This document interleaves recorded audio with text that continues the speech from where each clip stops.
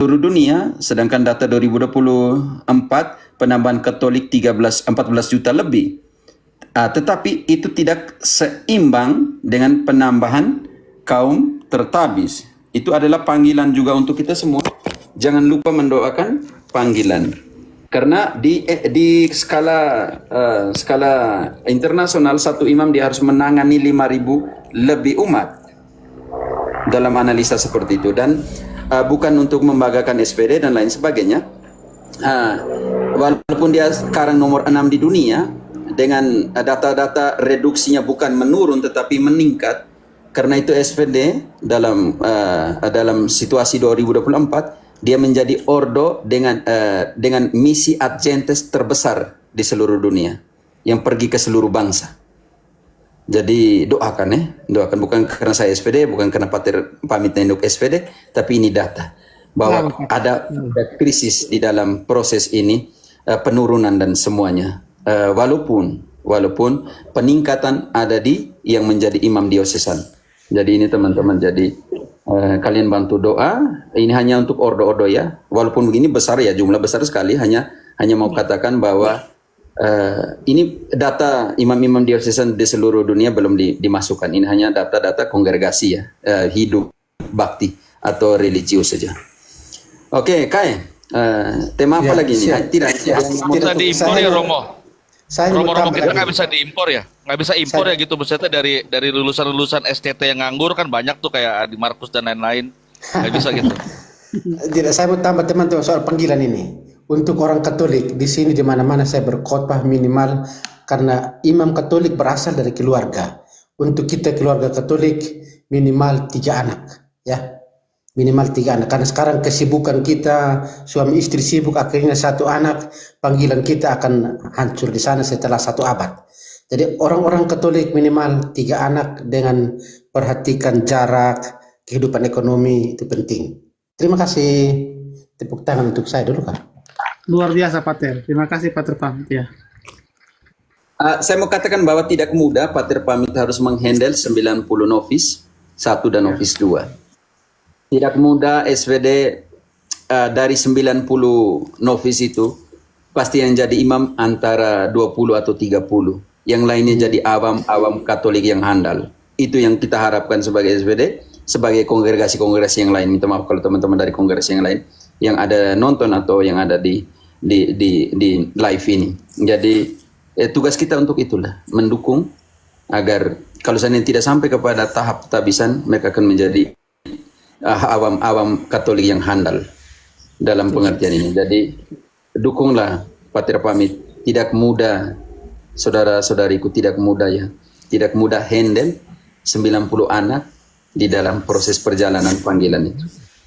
Jadi kalau Pater pamit ada minta dalam pengertian dukungan, kita dukung, karena lihat saja 90.000 anak itu berapa jadi imam nanti kalau kita tidak dukung. Sedangkan data real sudah katakan seperti ini. Dan data 2023 Gereja Katolik seluruh dunia, saya harus tunjukkan data itu supaya teman-teman lihat ya. Data 2023 posisi kekatolikan di dunia itu seperti apa. Minta maaf lagi. Saya minta 1-2 menit lagi ya teman-teman. Supaya jadi Katolik yang tahu tentang imannya ada berapa. Ini statistik Katolik ya di seluruh dunia. Penambahan 2023, 2022 17 juta, 2023 16 juta, 2024 13 juta penambahan. Oke. Jadi bayangkan total seluruh imam Katolik ya harus menangani 3.000, satu imam dia harus menangani 3.337 jemaat di seluruh dunia kalau kita mau pakai total imam dan semuanya itu di seluruh dunia. Jadi uskup di seluruh dunia 2023 total uskup 5.340 uskup di seluruh dunia. Bayangkan kalau uskup standarnya doktor. Berapa? Oke, imam di seluruh dunia 407.000 1872 imam di seluruh dunia. Diocesan lebih banyak, makanya tadi saya bilang diocesan lebih banyak dalam panggilan, 279.610, dan hidup religius, imam religius dari ordo 128.262. Coba tanya Protestan, mereka punya data seperti ini di seluruh dunia? Tidak mungkin karena mereka sendiri punya masing-masing dia mau bangun denom sendiri, mau bilang bagaimana? Betul. Oke, Bruder juga berapa di seluruh dunia? Katekis awam di seluruh dunia, misionaris awam Katolik punya 410.449. Jumlah katekis di seluruh dunia 2.877.652. Guru-guru agama di kampung tuh masuk semua di sini ya. Seminari kecil ya, teman-teman yang di seluruh dunia 109.000.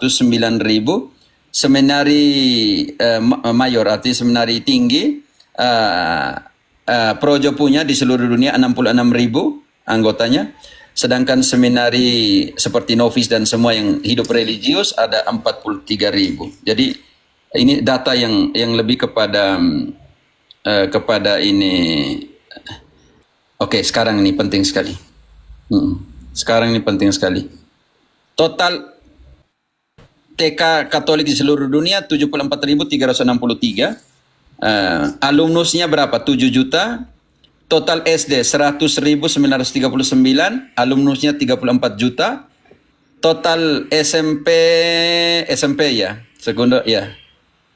Total SMP, SMA, SMP 449.868. Total alumnusnya anak SMP 19.485. SMA total alumnus dalam pengertian murid 2.483. Universitas Katolik dia punya mahasiswanya 3.925.325 mahasiswa. Jadi sekarang rumah sakit Katolik di seluruh dunia 5.405. Obat gratis, tempat-tempat pengambilan obat gratis 14.205. Rumah lepra di seluruh dunia 567. Rumah untuk orang jompo, orang-orang yang punya penyakit yang lumpuh dan semuanya itu ada 15.276. Orfanato. Anak yatim piatu, yatim piatu namanya apa ya? Di Indonesia tempatnya. Yatim piatu. Suan. Ya, tempat yatim piatu. Apa? Rumah yatim piatu itu. Panti Asuhan. Panti Asuhan. 9.000 di seluruh dunia 9.703. Hari ini konsultasi perkawinan gratis untuk menangani perkawinan Katolik dan semua 10.604. Ini untuk lembaga, untuk contohnya mereka yang drugs dan semua untuk rep kapasitasi 3.287. Dan institusi kemanusiaan seperti Bibat Internasional yang SVD punya yang di PBB, atau Caritas Internasional di seluruh dunia, institusi kemanusiaan Katolik punya 35.529. Jadi semua data di sini, teman-teman, saya pikir bangga sedikit lah jadi Katolik dengan data ya. Jangan Katolik tanpa data, Katolik yang tidak tahu tentang situasi Katolikan di seluruh dunia seperti apa. Bangga jadi gereja yang satu. Dari dulu sampai sekarang tidak pernah. Satu kudus dan apostolik. Dan berdosa karena kita berdosa ya. Ya, betul. Oke teman-teman, ini data singkat untuk kita semua. Mantap. Katolik Sola Data.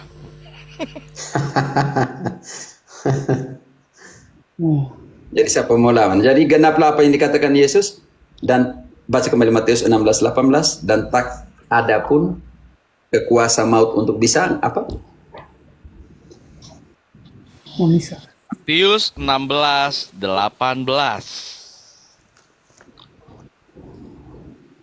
Bentar. Konsentrasi di bagian. Dan aku pun berkata kepadamu, engkau adalah Kefas, dan di atas Kefas ini aku akan mendirikan gerejaku, dan alam maut tidak akan menguasainya. Runtutan. Kepadamu Sudah, cukup. Dan alam maut tidak, akan menguasainya. karena aku menyertai kamu sampai akhir zaman. Matius 28 ayat 20. Karena, tetapi syaratnya, ajarkanlah semua yang saya perintahkan, supaya saya menyertai kalian sampai akhir zaman. Jangan ajarkan yang dia tidak perintahkan. dan ajarlah mereka melakukan segala sesuatu yang telah kuperintahkan kepadamu. Dan ketahuilah, aku menyertai kamu senantiasa sampai kepada akhir zaman. Amin. Haleluya. Haleluya. Dan kemuliaan diberikan di dalam gereja sampai kapan? Efesus 3 ayat 21. Kita semua nanti jawab amin ya. Kita semua nanti jawab amin. Buka Amin. semua kalian punya mic. Buka semua kalian punya mic. Efesus 3 ayat 21 nanti kita jawab amin. Oke, Dew. Dengan segala kekuatan. Bagi dialah kemuliaan di dalam gereja dan di dalam Kristus Yesus turun-temurun sampai selama-lamanya. Amin. Amin. Ya, yang di bawah ketik juga amin begitu. Ada amin saudara-saudara. Jadi kemuliaan bagi Allah diberikan di dalam gereja dan Yesus Kristus turun temurun sampai selama-lamanya. Amin. Amin. Bukan di luar gereja ya. Teriak. Amin. Ay, luar biasa. Oke. Jangan lupa dukung lembaga-lembaga formasi untuk panggilan. Saya pamit, ada kegiatan sedikit untuk bantu 60.000 itu kah? Sangat bisa nanti akan disosialisasikan. Nanti kita omong di tempat berikut ya teman. Oke, baik sudah. Nanti kita baku omong. Oke. Jangan kasih saya lahir besar kan. Kita punya kakak. Kasih kakak lahir besar ya. Tidak. Pemohon Tidak. ini. Sekarang dia punya tugas sekarang untuk omong kita tentang panggilan. Tidak, kami di lembaga formasi ini misalnya kami punya novis itu ada Omila 90. kasih layar besar untuk Pater Neno. Tolong. Oke. Saya mesti on cam ini. Ya, on cam. Siap Romo. Oke. Baik, saat ini kami di lembaga novisiat SVD Santo Yosef Ninuk ada 97 frater dan bruder novis. Dan frater dan bruder novis ini dari latar belakang keluarga yang berbeda. Dan biasanya seturut kongregasi kami biasanya di bawah tanggungan kongregasi SVD. Jadi tiap hari kami berjuang untuk kasih makan 97 anak ini yang dengan badan besar-besar.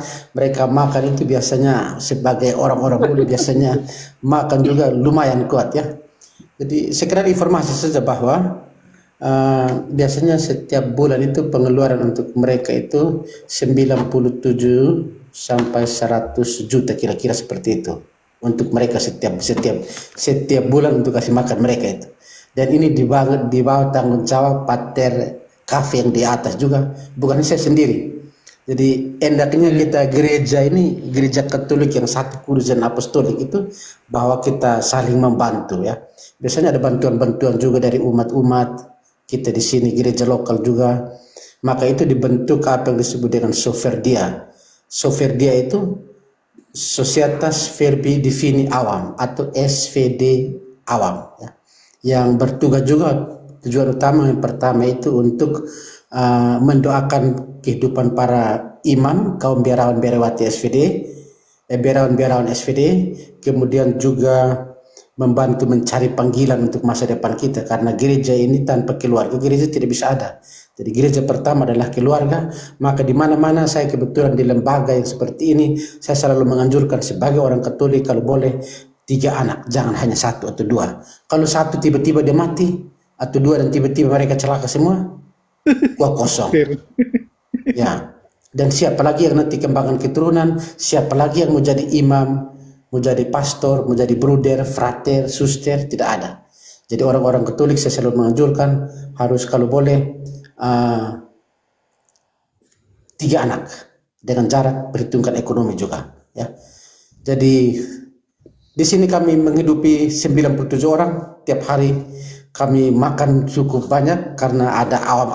Kita tetap ada, tidak tanpa perpuluhan. Kita tidak mewajibkan orang untuk perpuluhan, tetapi gereja Katolik itu selalu ada. Dan biasanya ada awam-awam juga yang membantu kami. Sekali secara singkat bahwa 97 juta sampai 100 juta lebih itu setiap tahun kita keluarkan hanya untuk makan minum, ya. Yang orang tua mereka kirim ke sini, kita bertanggung jawab untuk masa depan mereka. Ya. Jadi doakan kami semua supaya kami menjadi imam-imam yang baik untuk masa depan gereja ini. Yang tadi sudah datanya cukup lengkap. Terima kasih banyak kafe yang sudah membuat data itu. Luar biasa. Ya, terima kasih. Itu saja. Oke. Ada Bruder Marcel. Om Hila. Ya, bisa. Oh ya. Santai saja.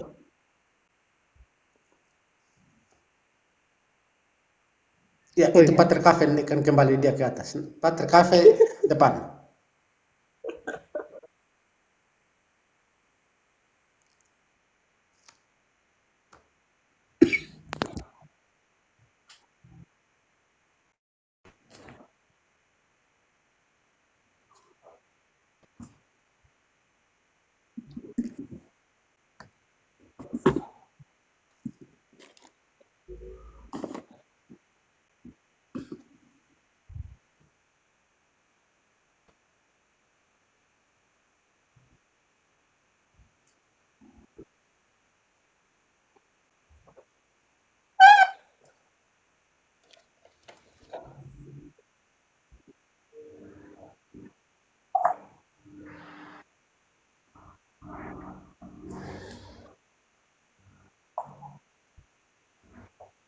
Di dalam Injil tidak ada, Yesus tidak pernah perintahkan untuk tidak makan dan makan. Yang mereka selalu ambil itu adalah kisah ini, kisah para rasul dan kehidupan perdana gereja perdana. Yang lucu dikaitkan dengan keyahudian. Ini jadi persoalan panjang. Tetapi kalau kita bongkar semua Injil, standar semuanya itu standar ada di dalam Injil. Contohnya, contoh kecil yang kau sentuh bahwa orang-orang yang bukan yang agama Abrahami, contoh Yahudi dan Islam, ya, dalam pengertian ini. Bagaimana nanti ketika dihakimi Roma 2 ayat 14 ayat 16 langsung. Standar apa yang dipakai untuk Ya. Hal itu akan nampak pada hari bila mana Allah sesuai dengan Injil yang kuberitakan. Oke, akan tahan dulu, Deo. menghakimi Sesuai dengan apa? Injil. Oke, kembali lagi. Kita tidak tahu sesuai dengan Injil untuk apa. Kembali ke ayat 14-nya dulu pelan-pelan. Untuk siapa hal ini? Karena sentuh dulu tadi, sentuh agama Abrahamik. Jadi Yahudi punya hukum Taurat, tetapi Islam tidak punya hukum Taurat. Bagaimana status mereka dalam pengertian ini? Ya ini jawabannya ada di Roma. Oke. Dari 12 lah. Dari 12. Oke. Ya, siap. Sebab semua orang yang berdosa tanpa hukum Taurat akan binasa tanpa hukum Taurat. Dan semua orang yang berdosa di bawah hukum Taurat akan dihakimi oleh hukum Taurat. Karena bukanlah orang yang mendengar hukum Taurat yang benar di hadapan Allah, tetapi orang yang melakukan hukum Tauratlah yang akan dibenarkan. Apabila bangsa-bangsa lain yang tahan di sini, kunci di sini, Marcel. Apabila bangsa-bangsa lain, bisa mengerti, Marcel? Apabila bruder, ini bruder kayak pamit. Apabila bangsa-bangsa lain, lalu apabila bangsa-bangsa lain yang tidak memiliki hukum Taurat oleh dorongan diri sendiri melakukan apa yang dituntut hukum Taurat, maka walaupun mereka tidak memiliki hukum Taurat, mereka menjadi hukum Taurat bagi diri mereka sendiri.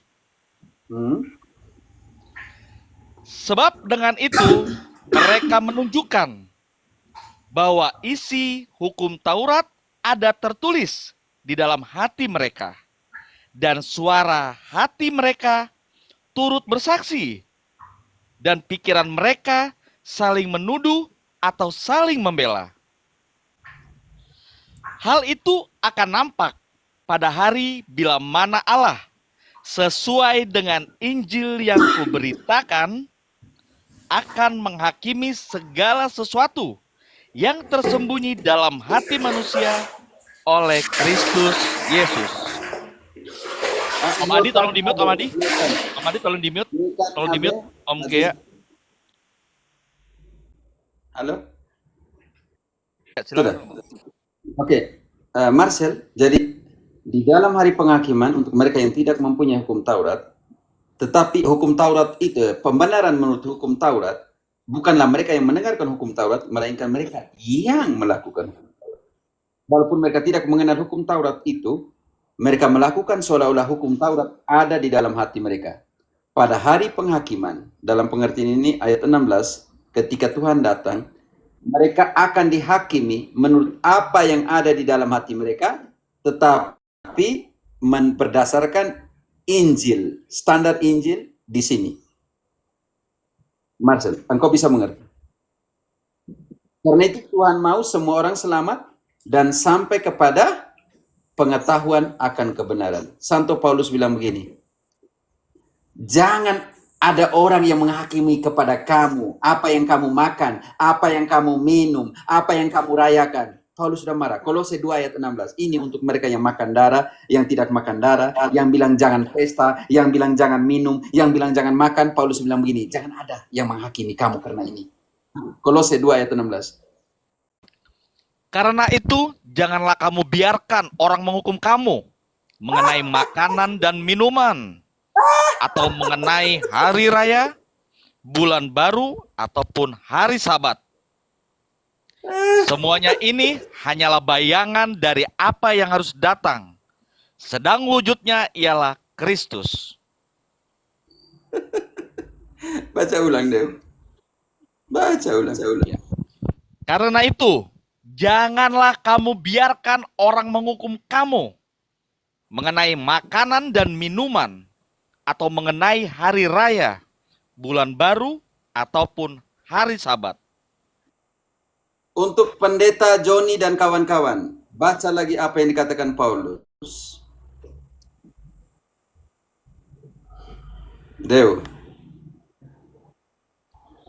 Karena itu, janganlah kamu biarkan orang menghukum kamu mengenai makanan dan minuman, atau mengenai hari raya, bulan baru, ataupun hari Sabat.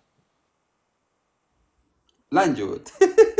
Semuanya ini hanyalah bayangan dari apa yang harus datang, sedang wujudnya ialah Kristus. Lanjut. Janganlah kamu biarkan kemenanganmu digagalkan oleh orang yang pura-pura merendahkan diri dan beribadah kepada malaikat, serta berkanjang pada penglihatan-penglihatan, dan tanpa alasan membesar-besarkan diri oleh pikirannya yang duniawi. Sedang ia tidak berpegang teguh kepada kepala, dari mana seluruh tubuh yang ditunjang dan diikat menjadi satu oleh urat-urat dan sendi-sendi, menerima pertumbuhan ilahinya. Lanjut. Apabila kamu telah mati bersama-sama dengan Kristus dan bebas dari roh-roh dunia, mengapakah kamu menaklukkan dirimu pada rupa-rupa peraturan? Seolah-olah kamu masih hidup di dunia. Jangan jama ini, jangan kecap itu, jangan sentuh ini. Semuanya itu hanya mengenai... Tapi mereka punya bahasa rotu, raba sini, raba sana. Paulus bilang, jangan repot dengan mereka yang bilang, jangan raba ini, jangan sentuh ini. Baca ulang itu penting. Iya. Ya, apabila kamu telah mati bersama-sama dengan Kristus dan bebas dari roh-roh dunia, mengapakah kamu menaklukkan dirimu pada rupa-rupa peraturan, seolah-olah kamu masih hidup di dunia? Jangan jamah ini, jangan kecap itu, jangan sentuh ini. Semuanya itu hanya mengenai barang yang binasa oleh pemakaian dan hanya menurut perintah-perintah dan ajaran-ajaran manusia. Baca lagi. Sudah 23 sudah. 23 sudah. Ya. 23. Peraturan-peraturan ini, walaupun nampaknya penuh hikmat dengan ibadah buatan sendiri, seperti merendahkan diri, menyiksa diri, tidak ada gunanya selain untuk memuaskan hidup duniawi. Sudah ada 23. Brother, baca ayat ini untuk mereka Kolose ini kan. Mereka bilang jangan makan ini, jangan sentuh ini. Aduh, catat baik-baik. Kolose 2, 16 sampai 23. Ayat 23 sudah baca tadi ya. Teks mana? Oke, Kolose 2, 16 sampai 23. Handayani tulis baik-baik itu. Saya harus tulis besar-besar sini. Makan darah. Kolose 2. Besar-besar begini. Besar. Kasih besar-besar. Kolose 2, 16, 23. Makan darah. Mereka bilang jangan sentuh ini, jangan cicipi ini. Hei, tukang tipu semua nih. Mau bilang besok. Brother, bisa kan? Saya tidak jawab, yang jawab ini nih. Yang jawab ini nih, Paulus, aturan, jangan makan ini, jangan sentuh ini, jangan raba ini. Tetapi mereka punya bahasa roh tuh, raba itu tuh, yang seperti itu tuh. Kuraba atas bawah. Hancur. Brother, lanjut brother. Atau teman-teman, silakan. Atau kayak mau tambah, brother mau tambah, silakan. Jadi bukan saya yang jawab, Paulus yang jawab.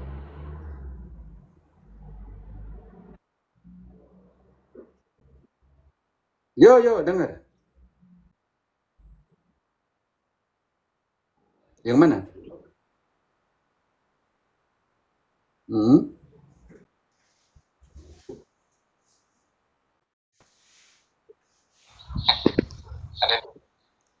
Bruder. Kalau tadi Tidak Bruder serius. cermati sudah terjawab semua tuh Bruder. Kalau Bruder Ya, cermati jangan ada padamu yang bilang jangan sentuh ini. Kalau dia tidak makan, tidak apa. Toh, jangan paksa dia makan, Kak. Makanya baca kembali, Dew. 15, kisah 15 ayat 20, tadi 28, 29. Jangan, kamu tidak, 28. Kamu tidak bisa dibebankan kepada kamu yang tidak bisa dibebankan. Kalau orang tidak makan, ya sudah tidak makan. Toh, jangan dipaksa orang lain. Begitu tidak baik juga, brother. Ya. Ya. Sebab adalah keputusan Roh Kudus dan keputusan kami, supaya kepada kamu jangan ditanggungkan lebih banyak beban daripada yang perlu ini. Oke, sudah deh. Jadi kepada mereka yang tidak boleh menanggung beban, ya tidak usah paksa. Engkau Adventis, engkau tidak makan darah, kamu paksa semua orang Kristen tidak makan darah, bagaimana? Kalau memang dia tidak makan, ya dia tidak makan. Kalau orang Yahudi harus sunat sebelum pembaptisan, ya sudah, kulturnya mereka. Memangnya yang di timur tidak ada sunat itu kayak. Berarti mereka dalam pengertian itu tidak boleh dibaptis begitu. Tidak bisa, itu kan budaya mereka. Begitu ya? Setuju. Jadi jadi kalau mereka tidak makan, ya jangan paksa tuh. Kultur mereka jangan makan. Contohnya kalau saya kunjung ke saudari saya, mereka harus bunuh anjing. Kalau saya tidak makan anjing, bagaimana? Mereka terpaksa saya makan anjing, contohnya. Tidak bisa kan? Maka saya ikan tidak apa, daging ayam terserah tuh, begitu.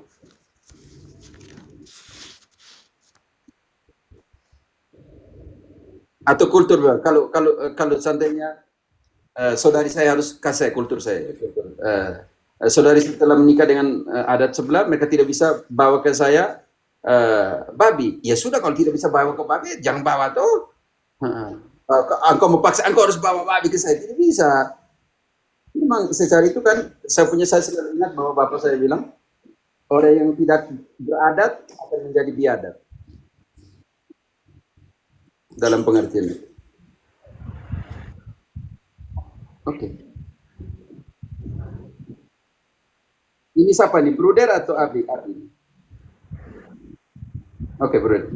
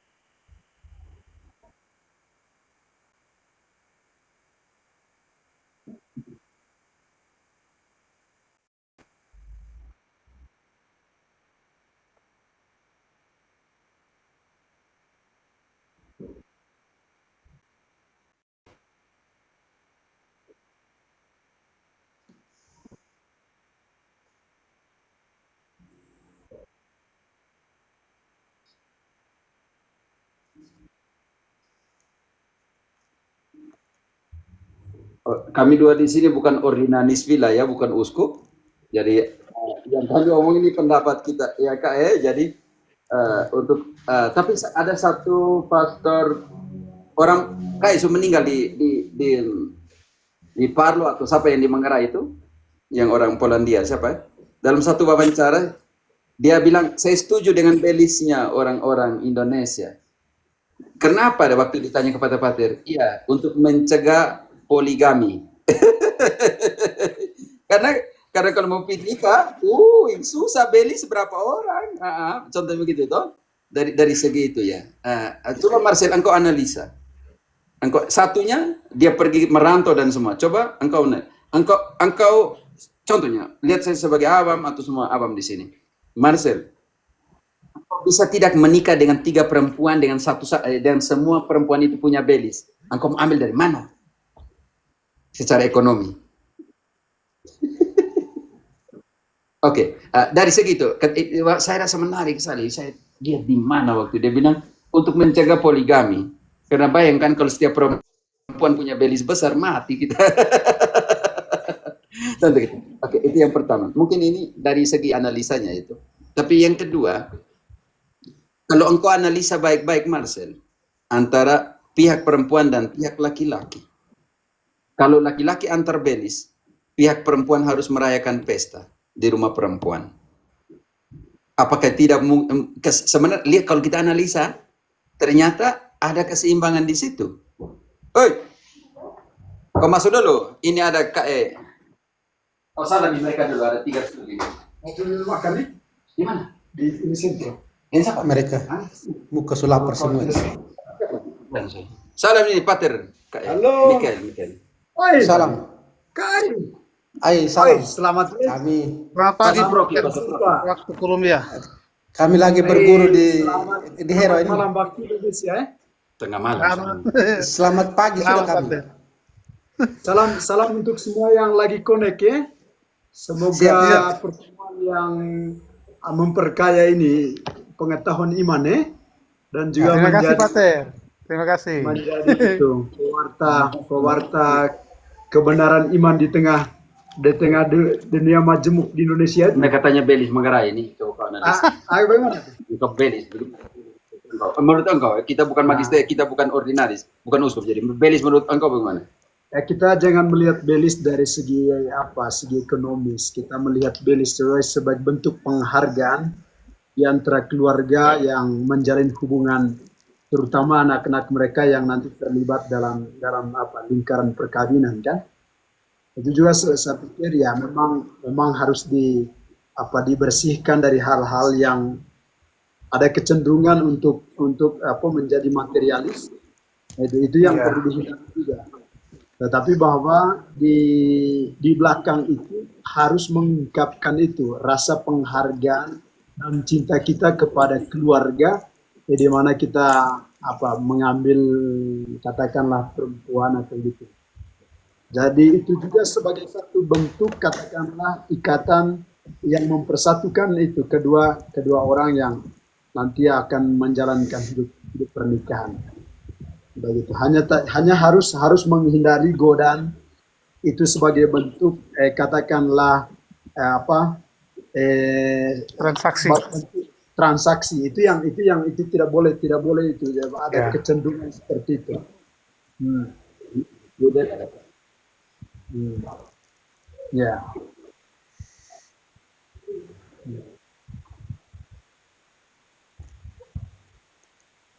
Ya.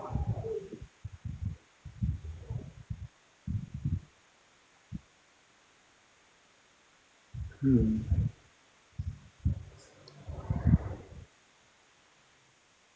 Hmm.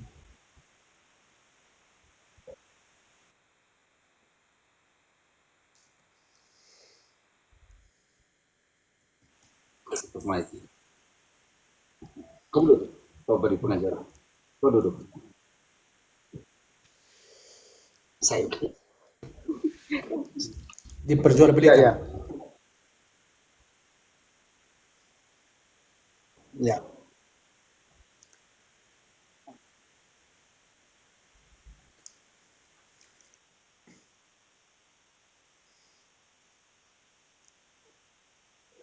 Ya, saya pikir saya pikir itu penting sekali menangkap gejala-gejala seperti itu di tengah lingkungan kebudayaan kita di Manggarai misalnya. Tetapi bahwa mestinya orang mesti melihat itu bukan sebagai transaksi, itu yang harus dihindari saya kira. Begitu. Karena kalau tidak ada kesepakatan di antara keluarga itu, jadi itu saya pikir kita nanti akan cenderung terbawa oleh godaan transaksi material itu. Dan itu yang kita harus sadari. Dan itu juga saya pikir sesuatu hal yang perlu dikerjakan mungkin dalam pastoral kita di Manggarai khususnya itu, terutama di mana kebiasaan belis itu menjadi sesuatu hal yang hal yang lumrah, sehingga nanti itu harus dibersihkan dari intensi-intensi transaksi seperti itu. Karena memang saya dengar juga itu memang banyak sekali itu. Misalnya ya di banyak tempat itu semakin anaknya sekolah makin tinggi, maka belisnya juga makin tinggi kan. Nah, nanti persoalannya itu adalah ketika bisa maksudnya kasih sayang dari calon pasangan itu akan dibatalkan ketika tidak bisa membayar belis itu kan. Tidak bisa memberi belis. Itu saya kira satu soal yang kita harus maksudnya pergi lebih dalam supaya orang-orang juga itu memikirkan itu. Tetapi itu juga harus dibicarakan saya pikir dalam tingkat adat dan dalam tingkat itu gereja lokal kita di sana. Karena itu kan bukan soal soal keluarga tertentu bisa membayar atau tidak bisa membayar, tetapi itu harus menjadi katakanlah paradigma budaya kita di sana itu yang harus dilihat dari berbagai aspek. Masa itu aspek budaya, tetapi juga harus diteliti dari aspek gereja karena terakhirnya itu kan orang mau menikah itu kan ya bukan hanya nikah secara adat, tetapi yang paling penting itu nikah secara sakramen dalam gereja itu kan. Dan akhirnya ya tidak bisa belis membatalkan cinta orang kan itu gitu, cinta suami istri itu yang perlu lihat. Atau kita tidak membantu apa-apa, jadi tidak membantu apa-apa ketika misalnya orang tidak bisa nikah karena tidak ada belis. Akhirnya kita tidak mendukung yang namanya juga dalam prokreasi dalam gereja itu sebagai salah satu tujuan perkawinan itu kan. Baik. Hmm.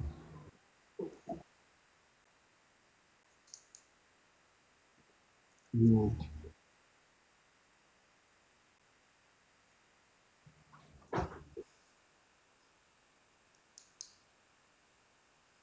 Hmm.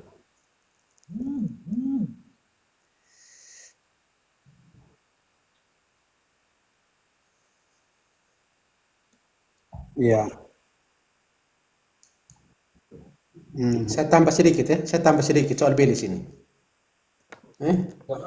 Ah, Yang pertama, komentar saja yang pertama itu ada Belis saja laki-laki selingkuh banyak. Ini komentar pertama. Ada Belis saja laki-laki selingkuh banyak, padahal dia sudah bayar mahal-mahal dia masih selingkuh. Yang pertama. Yang kedua, ada budaya patrilineal dan matrilineal. Dalam budaya patrilineal, mengapa Belis itu cukup mahal? Karena yang pertama, wanita melepaskan seluruh dirinya. Namanya tidak ada. Contoh misalnya kami di budaya Dawan di timur ini. Misalnya dia namanya Taneo. Dia menikah dengan seseorang yang bernama Seran. Taneo-nya hilang, dia menghilangkan seluruh di seluruh dirinya itu masuk ke laki-laki. Itu pengorbanan yang luar biasa. Dirinya sendiri, namanya hilang, semuanya hilang, menyerahkan seluruh dirinya kepada laki-laki. Maka yang dalam gereja Katolik apa yang dipersatukan Allah jangan diceraikan oleh manusia, atau bahasa yang lebih sederhana lagi, wanita akan meninggalkan ayah ibunya dan bersatu dengan suaminya. Jadi dia meninggalkan seluruh dirinya, namanya dan hidupnya. Itu alasan kedua. Kalau dalam budaya matrilineal, misalnya di sini di Malaka, Belis tidak ada. Belis tidak ada.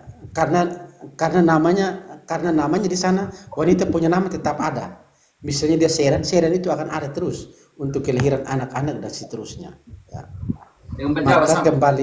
Maka kembali ke tadi penjelasan tadi, sebenarnya itu kita butuh penghargaan terhadap orang tua dari, jangankan ini ya, kedua orang tua saling menghargailah dengan kesepakatan bersama, bukan diperjualbelikan. Penghargaan kepada wanita itu harus ada karena wanita meninggalkan namanya sendiri dan anak-anak yang dilahirkan tidak ada satupun yang nanti nama ikut perempuan. Jadi sebenarnya itu adat juga harus melihat itu ya, penghargaan terhadap wanita juga di sana. Itu alasan sederhananya. Iya, saya pikir begini, apapun pendekatannya, kalau itu melepaskan diri dari tujuan kemanusiaan, saya pikir kita kehilangan substansi dari segala macam apa yang kita perjuangkan. Misalnya baik dari segi gereja, dari segi budaya kita, kan kita itu harus membantu supaya manusia itu bisa menghidupkan kemanusiaannya. Ya, karena kalau sampai akhirnya itu misalnya budaya itu membuat kemanusiaan tercerabut dari dirinya, saya pikir apa yang kita mau tunjukkan di situ, misalnya budaya dengan segala tuntutan yang sangat radikal juga itu, kalau dia tidak akhirnya membantu manusia itu supaya dia bahagia atau mengembangkan dirinya, saya pikir tidak ada gunanya juga. Nah, itu yang saya bilang tadi itu mungkin butuh itu pendekatan holistik dari berbagai aspek, itu gereja, masyarakat, budaya itu sendiri, dan termasuk juga hukum sipil supaya bisa akhirnya membantu, karena konsentrasi dari semua itu kan manusianya, itu manusia. Ya, katakanlah sentral di manusia itu, jadi itu yang harus kita perhatikan. Sehingga karena itu kita mau mendidik apa, kita mau menyiap apa. Kalau misalnya orang mau menikah lalu bikin dapat anak begitu, kita mau siapkan apa? Mau siapkan generasi kemanusiaan berikutnya yang lebih baik, lebih manusiawi, atau memang kita terperangkap dalam norma budaya atau juga norma-norma yang lain yang tidak membantu. Ya, saya pikir itu. Dan soal tadi selingkuh apa segala macam, itu soal apa juga, maksudnya soal pribadi, soal itu. Pemahaman dia tentang diri dan relasi dengan yang lain juga. Kalau dia tidak memahami apa pentingnya menghargai orang, kalau tidak memahami itu, maka dia akan biasa-biasa saja kalau selingkuh. Nah, akhirnya kita melihat perempuan yang memberi diri untuk laki-laki itu tadi, untuk pasangannya itu, akhirnya tidak mendapat penghargaan, kan? Begitu kan, selingkuh itu artinya begitu, kau tidak menghargai pengorbanan, pemberian diri itu dari perempuan itu, atau sebaliknya juga laki-laki, kan? Begitu. Kau tidak menghargai itu namanya selingkuh kan? Selingkuh artinya kau main-main dengan segala perasaan, dengan seluruh kepribadian orang itu kan. Jadi gitu. Saya pikir itu dan itu persoalan kemanusiaan, persoalan pribadi. Jadi orang tidak beres dengan dirinya sendiri sehingga dia misalnya katakanlah mungkin dia bosan di hidup selamanya dengan satu perempuan kan atau satu laki-laki, dia bosan. Nah, akhirnya apa yang dia bikin misalnya itu tadi selingkuh atau macam-macam itu yang menunjukkan ketidaksetiaan. Jadi itu persoalan kemanusiaan bahwa dia tidak tidak disiplin dengan dirinya sendiri dan tidak juga solider dengan perempuan yang atau laki-laki yang berada di sampingnya kan. Begitu. Oke, teman-teman. Oke, ya. Ini jangan dulu. Hmm. Teman kelas kami angkatan sama, datang sama dan semua studi Spanyol sama. 16 tahun sama-sama di sini. Luis pernah diundang oleh Universitas Navarra, Universitas di Spanyol, diminta untuk satu tema misi, dialog dan budaya. Jadi ini go internasional itu lebih hebat. Nah, itu dia lebih hebat. Oke, saya menyampaikan terima kasih kesempatan sedikit. Salam untuk semua di Indonesia. Semoga refleksi Sehat selalu. membantu semua untuk lebih baik. Kita membutuhkan Indonesia yang lebih baik, orang-orang Indonesia yang lebih baik. Tuhan memberkati ya. Salam untuk KAI. Terima kasih Pater. Salam. Salam untuk semua. Salam. Yo, Tuhan memberkati. Ya. Yo. Assalamualaikum warahmatullahi wabarakatuh. Yo. Kami dua teman kelas mau pergi ya, beli sesuatu jadi. Ya, Bapak tutup sudah supaya kami di sini juga sudah mau jam 1. Saya pamit ya. Kalian lanjut. Kita pamit sama-sama saja. Baik Pater, terima kasih. Kami pamit. Oke. Oke, Jangan terima lupa kasih Romo Cafe. ikut panggilan di Cafe. Terima kasih Romo Cafe. Pulangkan Ya. saya, pulangkan saya. Ya. Pulangkan saya. Kan Romo, saya juga turun. Oh, turunin ya. Yo, turunin. Oke, siap-siap Romo. Turunkan saja. Terima kasih banyak Romo. Ada 3 aspek sebetulnya ya.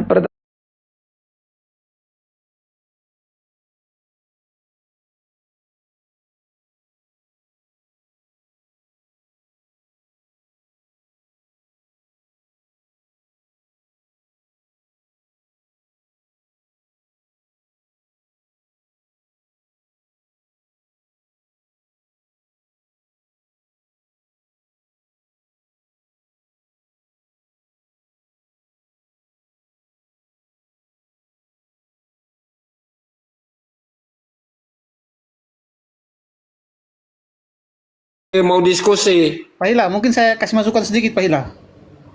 Bang Gea. Ya. Mungkin saya kasih masukan sedikit.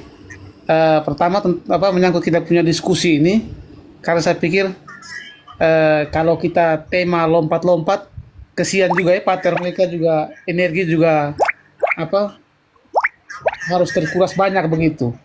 Sehingga saya berpikir mungkin Pak Hila atau dan kawan-kawan itu menentukan tema 1, 2, 3 topik yang kita bahas di setiap pertemuan itu.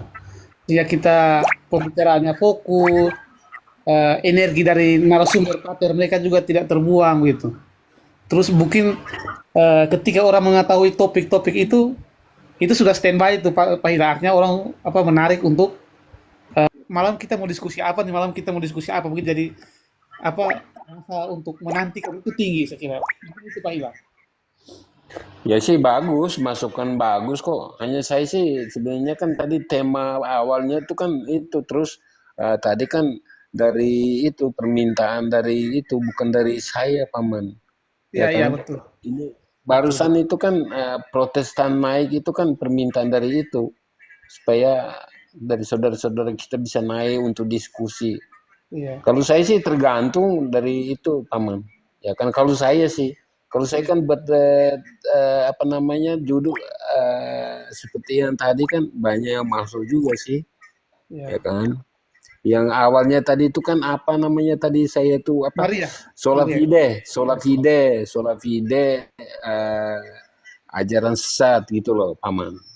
Karena Ya saya kan? pikir ya Pak Hila, ilmu tentang Maria yang kita dapatkan malam ini Pater mereka itu bergelut mungkin 1-2 semester terus mereka mungkin perdalam lagi secara khusus lagi untuk menguasai, dan malam ini kita dapat dengan 1 jam kita bisa dapat secara